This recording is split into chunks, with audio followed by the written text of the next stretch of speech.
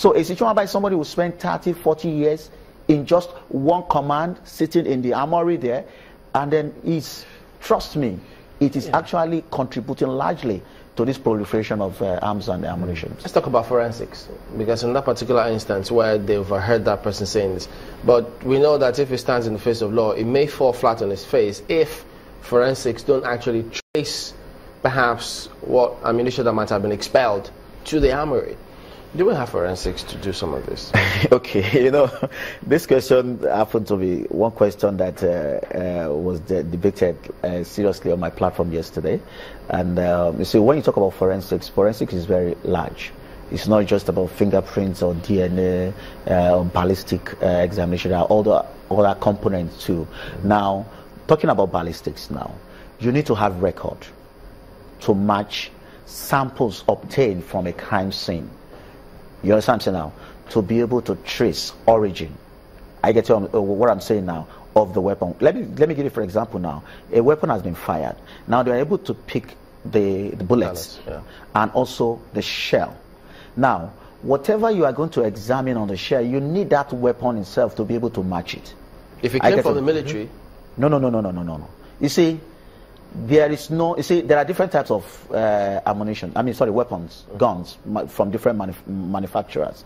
Do you understand now? But you need that weapon that fired it. Now you now put other ammunition inside that gun, fired it under a control arrangement, bring out that pellet again. They will not take it through forensic examination now to see marks, signatures. You understand? So what I mean signature is not like signature, handwriting signatures, characters, but characters that reflects on the side, on the body, and then the impact, you understand, so now, in which the firing pin had on the bullet, and see where it is hitting. So they'll be able to, match all these things together to say, okay, this bullet actually came from this weapon. That is one. Now, the weapon itself has a number. That is, if the number has not even been cleaned off by a number. So you'll not be able to say, okay, do we have a database of all the weapons in Nigeria? To be able to say, okay, we have this weapon with serial number, so. Which agency? Because it's not only the Nigerian police that are using AK-47. The military are also using AK-47. Even the TAVO that the DSS are using now, I see the military using TAVO. And some other agencies as well are using TAVO. Because TAVO is very good in, short close combat operations, and it's very, very, effective. And also P90 and the rest. I've seen other agencies now. I saw the Nigerian Air Force at a particular recently, conducting their own counter-terrorism, exercise with weapons like that. So particular weapon is not actually limited to a particular agency. So you need information, you need database to cross-check. You understand what I'm saying now? Just like, I saw a picture of the incident that happened in Owerri, where that Zenith Bank incident, and there was this other picture of the police commissioner handling the gun right there at the crime scene, standing in front of the dead armed robber and people, and so who are complaining that the crime scene had been tampered with. And I said, okay, even before they got there, the crime scene must have been tampered with, because the culture in Nigeria is that the moment something happens, we all rush into that place. It is not so. So for us to be able to even, for forensics to work in Nigeria, we, the populace, need to change our orientation about crime scene management.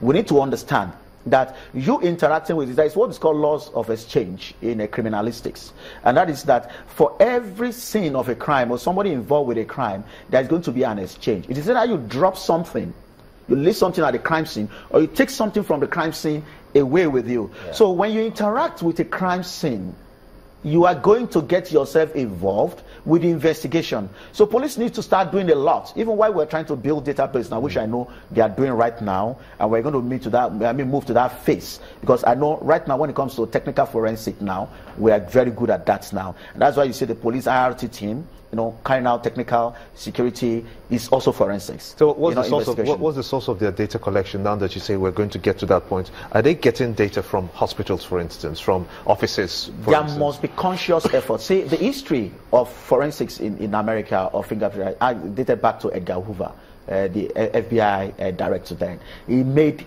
a conscious push to the Congress for an operation. Even when they denied him, he still went ahead and was still collecting. and he was able to use it to solve a kidnapping or abduction incident, and it became so popular, and they started collection. Collection was consciously done over the years. Imagine you start collecting, biometrics of children being born in the hospitals, and for a period of 20 years. After 20 years, those children are now within the age bracket of the juvenile. So, and then you start hearing of cases. So you cannot go back to those records and say, okay, we're able to leave fingerprints, run it through what you already have. So our hospital system must be rejigged. And when I mean rejigged, there are lots of communities. Let me tell you, close to 60 or 70% of births in Nigeria are still not recorded. People are still giving birth in homes.